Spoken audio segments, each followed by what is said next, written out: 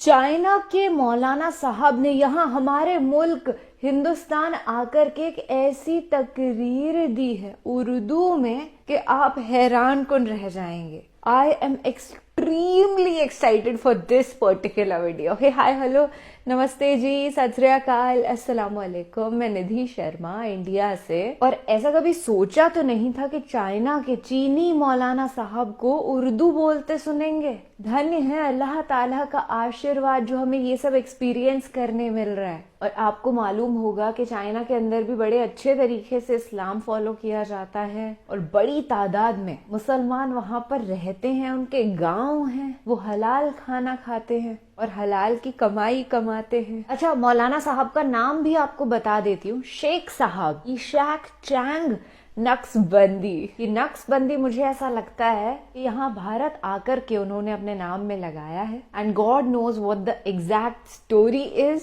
अरे भाई, हम भाग्यशाली हैं कि हम ये बड़ी ही डिफरेंट, एकदम अलग कहानी आज सुनने जा रहे हैं। ये एक बड़ा सम्मेलन है, एक जलसा है जहाँ पर ये जमात बैठी है। Without any further ado, let's go for it folks।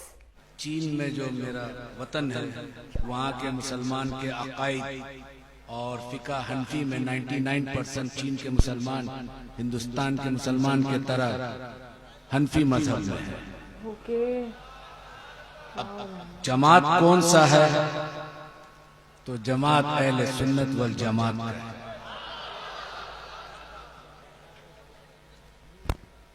आज से 250 साल पहले 4 बुजुर्ग हिंदुस्तान आए थे चीन से। उनको सिलसिला नक्शबंदिया मुजद्दिदिया में बैत किए, खिलाफत दिए। उन 4 में 3 इमाम थे, तीनों को इजाजत और खिलाफत मिली। चौथा एक शख्स अय्यूब नाम था, वो सिर्फ बैत होके मुरीद होके वापस गए हिंदुस्तान से।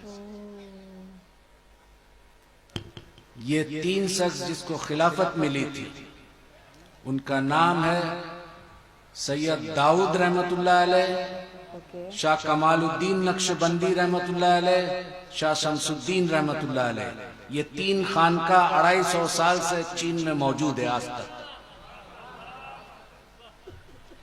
चीन के कम्युनिस्ट पार्टी इस वक्त चीन दुनिया में बहुत पावरफुल कंट्री है।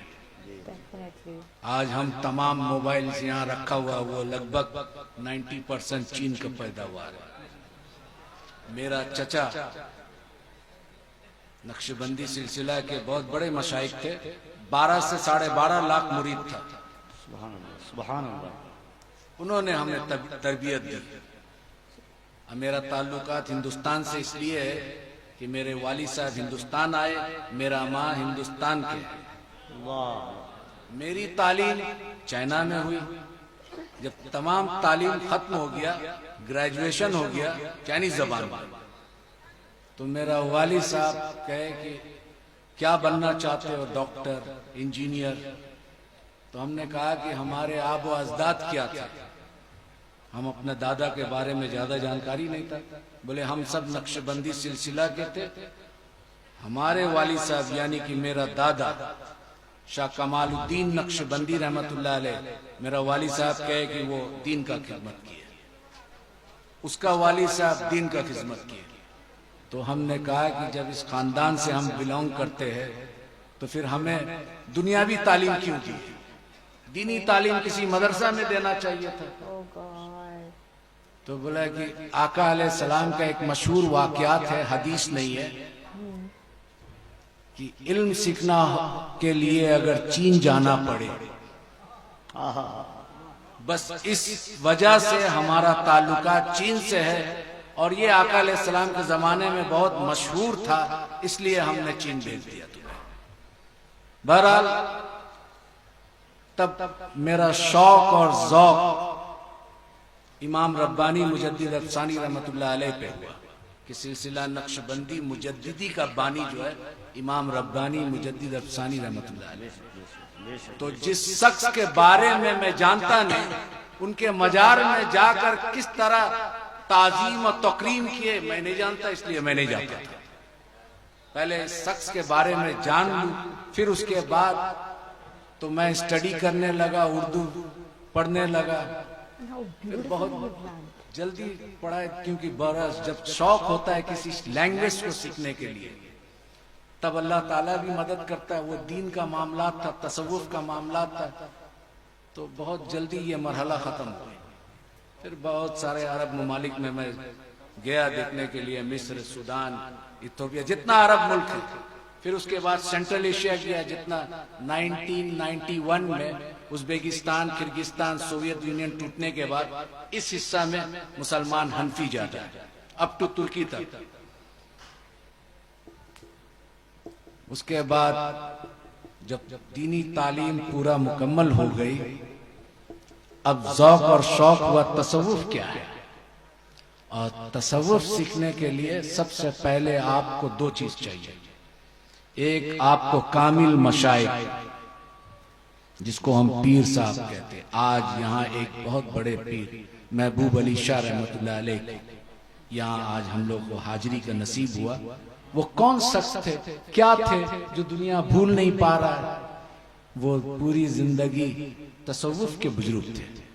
जब तसव्वुफ के बुजुर्ग सुलूक की राह में कमालात हासिल कर लेते तो अल्लाह ताला उनको अपना दोस्त बना लेता है और विलायत के नेमत से नवाज देता है। तो उन्हीं के एक ज़ौक़ और शौक और एक रूहानी निस्बत हमें यहाँ खींच के लेके आई। मेरा मादरी जबान चाइनीज है। अब चीन के बारे में थोड़ा मैं जानकारी दे दूं। हम रसूलुल्लाह सल्लल्लाहु अलैहि वसल्लम के ताज़ीन में जब वहां जुमा का नमाज होता है तो हर मस्जिद है, तो जुमा के नमाज के बाद सलातो सलाम पढ़ा जाता है। और जब सलातो सलाम पढ़ा जाता है, अगर ये गांव साइड में मस्जिद है तो वो किसान लोग खेती करता है, कुछ लोग गाड़ी से जाता है। तो जब ये सलातो सलाम पढ़ा जाता है और इसका आवाज जहां तक जाता है, औजार छोड़ के खड़े हो जाते हैं। क्या बात है। मैं ऐसा ताज़ीम दुनिया के किसी भी मुख्तलिफ इलाकों में सफर कर हासिल किया, लेकिन देखा नहीं।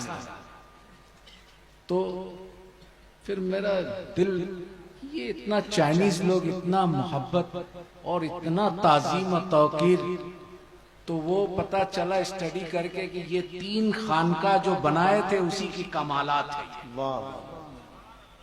अब सवाल उठा, क्योंकि तबलीग जमात के लोग भी चीन पहुंचे थे, पाकिस्तान से उनका ताल्लुकात अच्छा था, तो जुमा के टाइम ये लोग बैठे रहते थे। तो मेरा चचा बोला कि ये पाकिस्तान का और हिंदुस्तान का भाषा तुम लोगों का एक ही है। हम बोला लगभग एक ही है, उर्दू बोलते हैं, हम हिंदी बोलते हैं। तो बोला समझ सकते हैं। बोला तो इन लोगों को कहो कि आइंदा हमारे मस्जिद में ना आए, नमाज पढ़ के चले जाए, दीन ना लेके आए, क्या सिखाने आया। बोले क्यों? बोला हज़रत साद बिन अबू वक्कास रजी अल्लाह ताला अन्हु चीन में आ चुके थे, उसके दीन को हम पकड़ेंगे, इनसे कह देना है कि तुम अपना दीन मुबारक को ले जाओ। तो बोले कि नहीं, ये नमाज में बैठना और सलातो सलाम पढ़ना खड़ा कहां से साबित है, दलील दीजिए। वो तबलीग जमात के 16 आदमी थे। आज तो तबलीग जमात चीन में बैंड है, वहाबी बैंड है। सिर्फ अगर चीन का सरकार इस्लाम को कबूल करता है तो वो बोलता है कि खानका के जैसा मुसलमान बनाओ जो मोहब्बत फैलाता है। नारे तकबीर, नारे रिसालत, मसलके आला हजरत, मसलके अहले सुन्नत। सुभान अल्लाह। अब सवाल है, अरब में देखता है लोग, अरब से इस्लाम आया, सहाबी अरबी थे, ताबईन अरबी थे, तबे ताबईन अरबी थे, आका अलैहिस्सलाम अरब में आए। तो अरब में खारजी भी आया था, राफजी भी आया था, मुतजल्ला फिरका जो है अरब में आया था। ये तमाम शिया जो हजरात है, हमारा कोई बात नहीं है, हमारा अकायद में इख्तिलाफ है, लेकिन ये सब यहाँ अरब में आया था, हिंदुस्तान में नहीं आया था।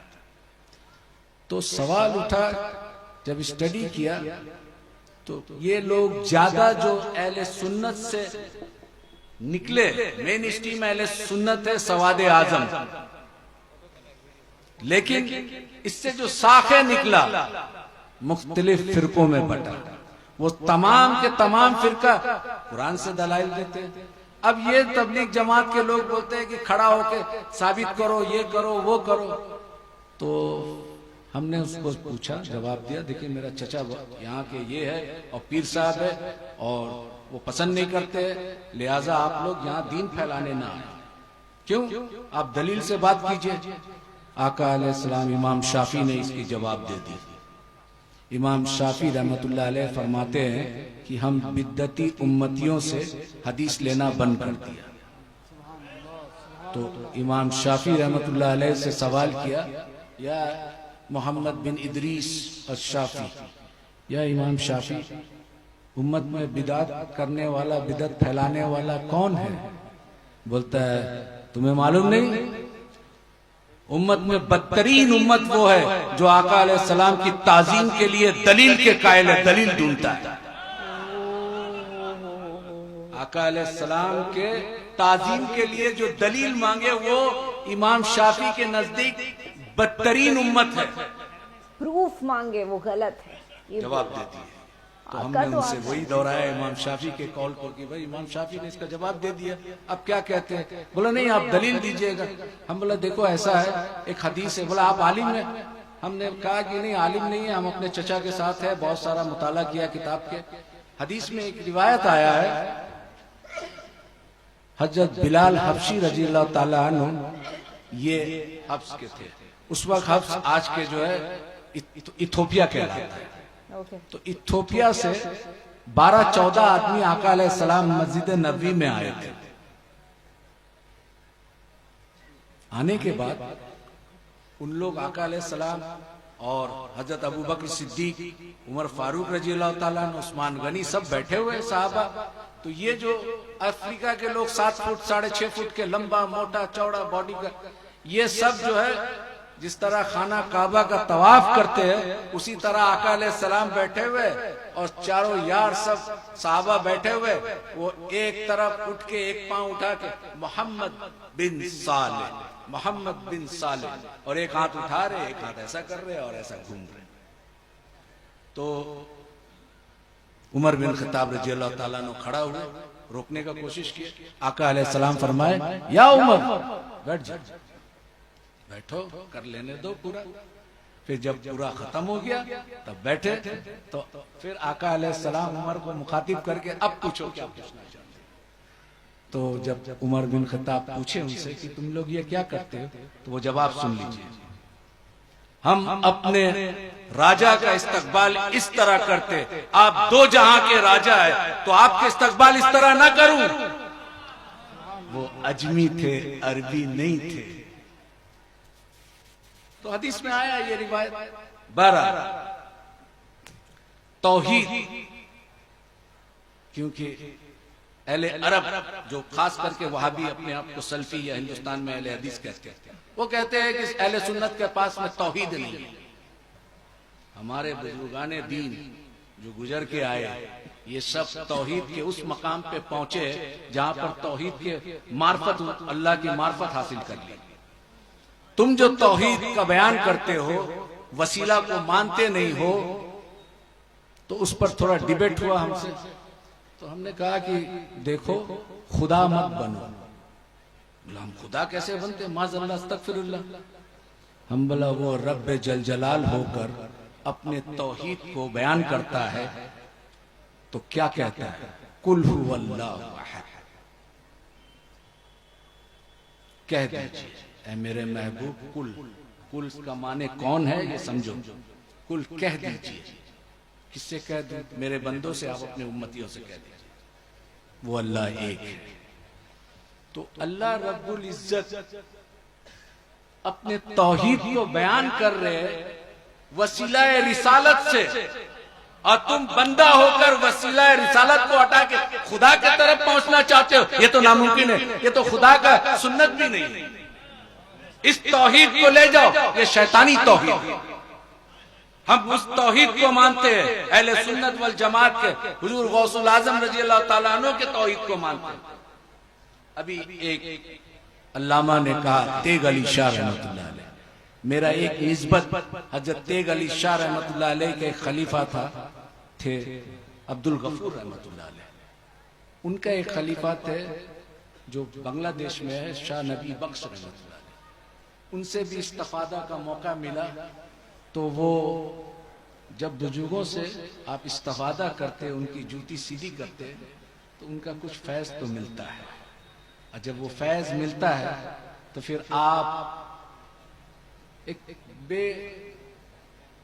खुशबू वाला फूल होते हैं, लेकिन खुशबूदार फूल के साथ जब जुड़ते हैं तो उसकी तासीर जो है आपके अंदर आने लगता है, तो आपका भी महक होने लगता है।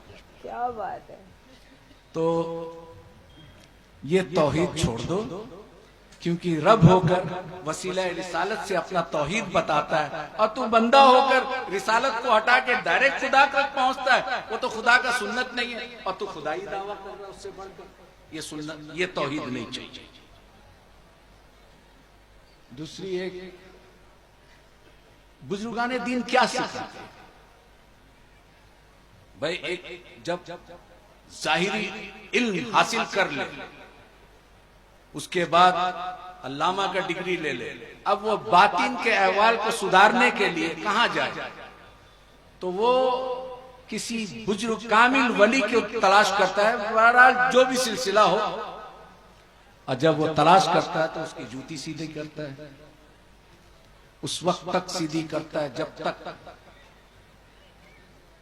अपना इरादा अपने उस्ताद के इरादे में गुम ना कर दे। अब उस्ताद जो चाहता है वो करता है। इसको फनाफिल शेख कहते हैं कि अपने इरादा को तर्क कर दिया और अपने उस्ताद के इरादे को गलबा लाया। वो जो बनाना चाहता है वो बनना चाहता है। वो क्या सिखाते हैं? 2 सब्जेक्ट। तमाम खानका में 2 सब्जेक्ट, एक रूह, दूसरा नफ्स। रूह और नफ्स का क्या ताल्लुकात है, तमाम बुजुर्गाने दीन का फोकस इस पर है। अब इसको एक एग्जाम्पल के तौर पर हम समझाते हैं। हमारा एक जिस्म है, जिस्म में एक मुल्क है, उसका कैपिटल उसका दिल है। 2 पॉलिटिकल पार्टी है अमेरिका में, 2 पॉलिटिकल पार्टी है, डेमोक्रेटिक रिपब्लिक। हिंदुस्तान में मल्टी पार्टी सिस्टम है। अब 2 पार्टी लड़ाई करता है कैपिटल को कब्जा करने के लिए, रूह और नफ्स। रूह कोशिश करता है बंदों का कल्ब को हासिल करने के लिए, नफ्स कोशिश करता है बंदों के कल्ब को हासिल करने के लिए। जिसमें 2 पॉलिटिकल पार्टी के हैसियत से अगर रूह गलबा आ गया या नफ्स गलबा आ गया, तो अक्ल सलीम प्राइम मिनिस्टर होता है, इसको खबर देता है मेरा हाथ पांव देखना सुनना ये सब डिफरेंट मिनिस्ट्री है।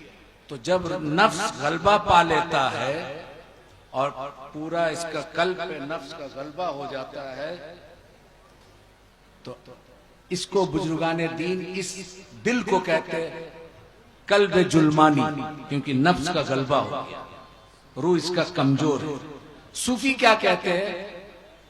उनको तस्किया नफ्स के वजह से उसकी नफ्स को कमजोर करते हैं और रूह के ताबे कर देते हैं। जब नफ्स गलबा पा लेता है, कल्ब को कब्जा कर लेता है और अक्ल सलीम को कहता है कि मुल्क में अब मेरा जीत हो गई, अब ये वो सुनेगा जो नफ्स चाहेगा, तो गुनाह करता है। और उसके ऑपोजिट में नफ्स हार जाए, कमजोर हो जाए, रूह गलबा पा ले।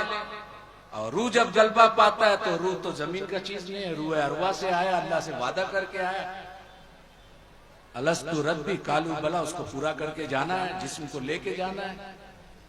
तो जब रूह कब्जा कर लेता है कैपिटल को, तो उसका पूरा जिस्मानी, उसका डिफरेंट पार्ट्स ऑफ मिनिस्ट्री, वो तमाम वो काम करता है जिससे रूह को सुकून मिलता है। उसको सूफिया कहते हैं कि इस बंदे का कल्ब रूहानी। ये है खानकाई निजाम, ये सिखाते हैं तस्फिया कल्ब। अब तीसरा एक है, और इसी पर मेरा तकरीर खत्म कर दूंगा।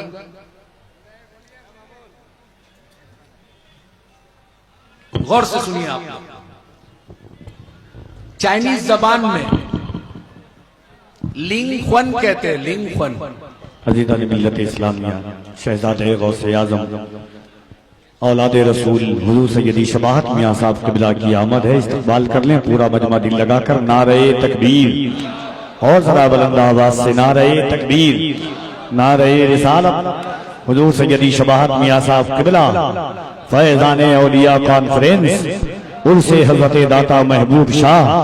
नारे तकबीर, नारे रिसालत।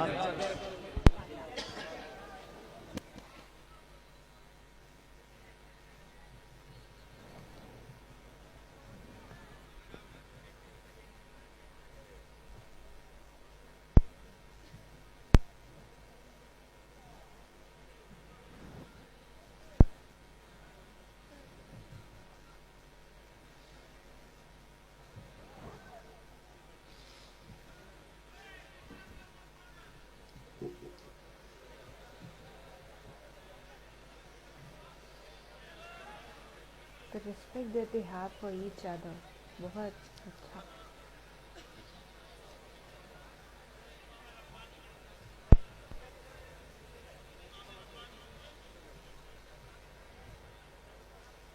कब्र का सवाल जवाब। बुखारी शरीफ, मुस्लिम शरीफ में मन रब्बुका मा दीनुकुम नहीं है। मा कुंतुम तकूनु फी हाजल रजुल हुआ मुहम्मदुर रसूलुल्लाह सल्लल्लाहु अलैहि वसल्लम। आपसे कब्र में सवाल जवाब होगा। क्या सवाल जवाब होगा? आपसे पूछा जाएगा और रसूलुल्लाह सल्लल्लाहु अलैहि वसल्लम का दीदार होगा और पूछा जाएगा इस शख्स के नाम मुहम्मदुर रसूलुल्लाह सल्लल्लाहु अलैहि वसल्लम है, इसके बारे में क्या कहता था। पास्ट टेंस, क्या कहता था, इसका मतलब दुनिया में हम क्या कहते थे। ठीक है। अब बुखारी शरीफ में ये आ गया है कि आप कब्र का सवाल जवाब में आपसे पूछा जाएगा, रसूलुल्लाह सल्लल्लाहु अलैहि वसल्लम का दीदार होगा और दिखाया जाएगा और आपसे पूछा जाएगा, फरिश्ते उनका नाम भी बता देंगे। आपसे पूछा जाएगा जब जिंदा था दुनिया में इनके बारे में क्या कहता था। अब यहां पर हाजिर और नाजिर का मामला था। कुछ उलमा का ख्यालात है कि रसूलुल्लाह सल्लल्लाहु अलैहि वसल्लम के रोज़े अतर का पर्दा जो है वहां से खोल दिया जाएगा, उनका दीदार कराया जाएगा, अब पूछा जाएगा। कुछ का ऐसा ख्याल है, कुछ का है कि दीदार नसीब होगा, कब्र में दीदार मुस्तफा सल्लल्लाहु अलैहि वसल्लम का दीदार होगा और आपको नाम बता के फरिश्ते पूछेंगे क्या कहता था। ठीक है। अब ये अमीरुल मोमिनीन फिल हदीस इमाम बुखारी रहमतुल्लाह अलैह।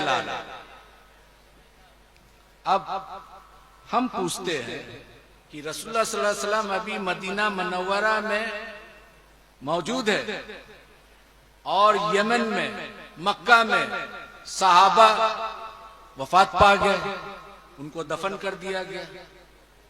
तो यही सवाल अगर है तो आका अलैहिस्सलाम तो अभी दुनिया में मौजूद है, फिर किसको दिखाया जा रहा है कब्र में? अभी मौजूद है दुनिया में, मदीना मुनव्वरा में। अगर बुखारी शरीफ का इसी हदीस को माना जाए तो ठीक है, तो फिर रसूलुल्लाह सल्लल्लाहु अलैहि वसल्लम के जमाना में बहुत सारा सहाबी, किसी को शहीद कर दिया गया, कोई दुनिया से रुखसत हो गए, तो फिर उनको जब दफन किया गया तो आका अलैहिस्सलाम का दीदार हुआ, पूछा गया तो आका अलैहिस्सलाम तो मदीना मुनव्वरा में मौजूद है। एक दूसरा, रसूलुल्लाह सल्लल्लाहु अलैहि वसल्लम अब दुनिया में है नहीं। जब दुनिया में थे तो अगर यही क्वेश्चन है पूछा जाएगा तो दुनिया में नहीं है तो भी दिखाया जाएगा। अब वो कहते हैं कि हुजूर अक़दस सल्लल्लाहु अलैहि वसल्लम, ठीक है, अभी कोविड का टाइम में दुनिया में एक ही टाइम में कितने लोग गुजर गए होंगे, कितने लोग का मौत हो गया होगा। सपोज पूरी दुनिया में 10 लाख आदमी एक ही टाइम में मौत हुआ तो मुल्कुल मौत तो एक है। भाई मुल्कुल मौत का ताकत ये मानते हो कि एट अ टाइम, एक ही मिनट, एक सेकंड में 10 लाख आदमी को पूरी दुनिया से मौत का फरिश्ता रूह कब्ज कर सकता है, ये उनका इख्तियार में, ये उनका पावर अल्लाह ने दिया। और ये 1 लाख आदमी को एक ही टाइम में दफन कर दिया जाए और एक ही टाइम में मुनके नकीर रसूलुल्लाह सल्लल्लाहु अलैहि वसल्लम को जियारत भी हो रहा है और पूछा जा रहा है कि इसके बारे में क्या कहता है। तो हर जगह हाजिर और नाजिर नहीं है।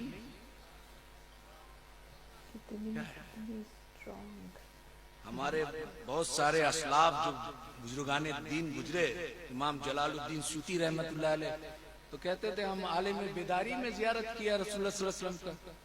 इमाम रब्बानी मुजद्दिद अल्फसानी रहमतुल्लाह अलैह वो तशव्वुद में अशहदु अल्ला इलाहा भूल गए थे, क्योंकि अस्सलामु अलैका अय्युहन नबी जब बोले थे तो उसको जवाब रसूलुल्लाह सल्लल्लाहु अलैहि वसल्लम दिए थे, वो उंगली उठाना भूल गए। आज समरकंद, बुखारा, उज्बेकिस्तान, अफगानिस्तान का नॉर्दर्न पार्ट जो नक्शबंदी आज भी नहीं उठाते, बोलते इमाम रब्बानी भूल गए। नहीं, मकतूबात रब्बानी में उन्होंने खत लिखा। वो काजी नौमान बदख्शी रहमतुल्लाह अलैह को खलीफा थे कि देखो फकीर ने जो है नमाज में इस तरह का मामलात आया तो तशव्वुद में, क्योंकि आप हनफी है तो हनफी है तो अशहदु अल्ला इलाहा उठाएंगे, लेकिन आपने भूल गए। क्योंकि उस वक्त भूलने का कारण ये था कि रसूलुल्लाह सल्लल्लाहु अलैहि वसल्लम का सलाम का जवाब सुन लिए थे, और जो शख्स रसूलुल्लाह सल्लल्लाहु अलैहि वसल्लम का जवाब सुन ले वो किस्सा ये सुन्नत याद रहेगा। तो उन्होंने कहा कि मैंने अपने खलीफा को लिखा, वो वक्त के मुजद्दिद थे लेकिन साहिब शरीयत तो नहीं थे। आज भी चाइना के बहुत सारा रिमोट एरिया में वो नहीं करते, बोलते इमाम रब्बानी रहमतुल्लाह अलैह के मकतूबात रब्बानी में नहीं है। बराबर। तो एक ही टाइम में इतने लोग का मौत हुआ और एक ही जगह में नहीं हुआ, दुनिया के मुख्तलिफ इलाकों में हुआ।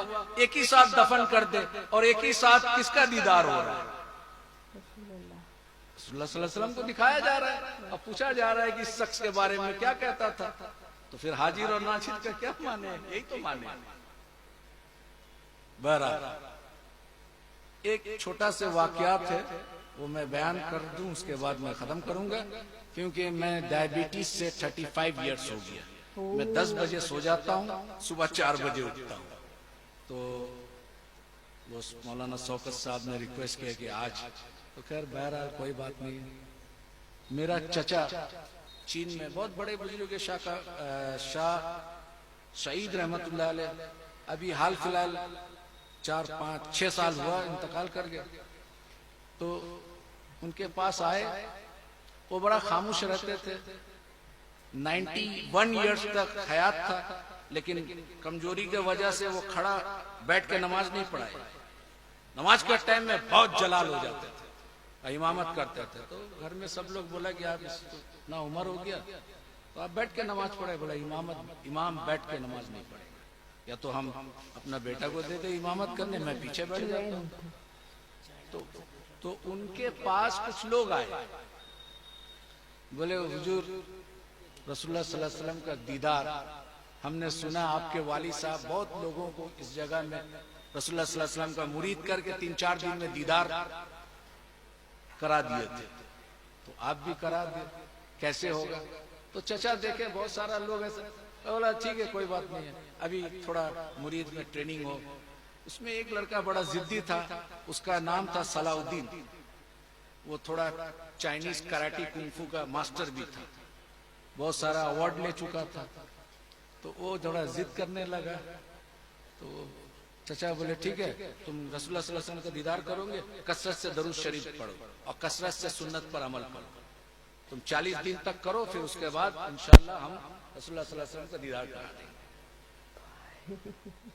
वो शुंफा बोल के एक जगह है, वहां पे सैयद अब्दुल फतूह रहमतुल्लाह अलैह आए थे समरकंद से।